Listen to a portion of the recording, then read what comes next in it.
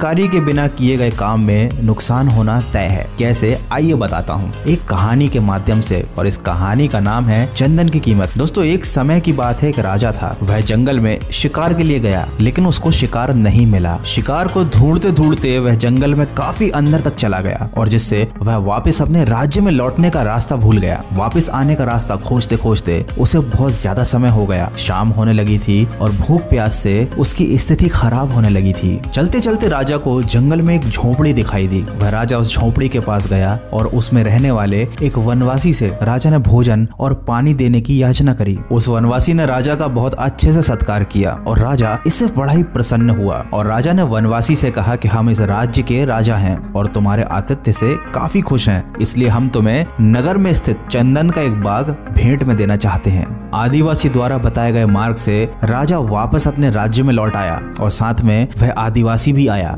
राजा ने उसको चंदन का बाग तोहफे में भेंट कर दिया। राजा की आज्ञा से उसे चंदन का बाग तो मिल गया, लेकिन वह वनवासी चंदन के गुण और उसके मूल्य से परिचित नहीं था। अपने भरण पोषण के लिए वह वनवासी चंदन की लकड़ी को काटता, उसको जलाता, उसका कोयला बनाकर बाजार में बेच आता था। धीरे धीरे बाग के सभी चंदन के पेड़ खत्म हो गए। अब सिर्फ एक आखिरी पेड़ बचा था। वह वनवासी उस आखिरी पेड़ को काटने ही वाला था, तभी अचानक जोरों की बारिश होने लगी। बारिश की वजह से वह पेड़ भीग गया और उसको जलाकर उसका और वह वनवासी उस पेड़ को जलाकर उसका कोयला ना बना पाया। तो आदिवासी ने सोचा, इस पेड़ की लकड़ी को काटकर बाजार में बेच आता हूँ, और उस चंदन के पेड़ के छोटे छोटे टुकड़े करके वह बाजार में उसे बेचने निकल गया। जब वह चंदन लेकर बाजार में पहुंचा तो चंदन की महक बाजार में फैल गई और बाजार में उसकी सारी चंदन की लकड़ियां बहुत अधिक धन में बिक गईं। यह देखकर वह वनवासी काफी आश्चर्यचकित था कि मैंने तो इस बहुमूल्य लकड़ी को जला जलाकर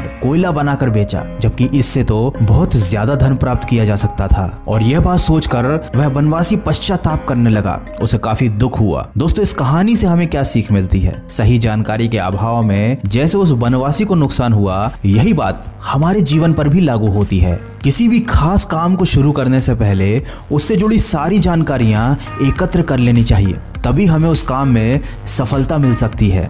अगर आपको पूरी जानकारी नहीं होगी तो आप बहुमूल्य अवसर का भी पूरा लाभ उठा नहीं पाएंगे। दोस्तों, आशा करता हूँ आपको ये कहानी पसंद आई होगी और इसमें कही गई बातों से आप सहमत होंगे। इसी तरह की मोटिवेशनल स्पीच और कहानियों को सुनने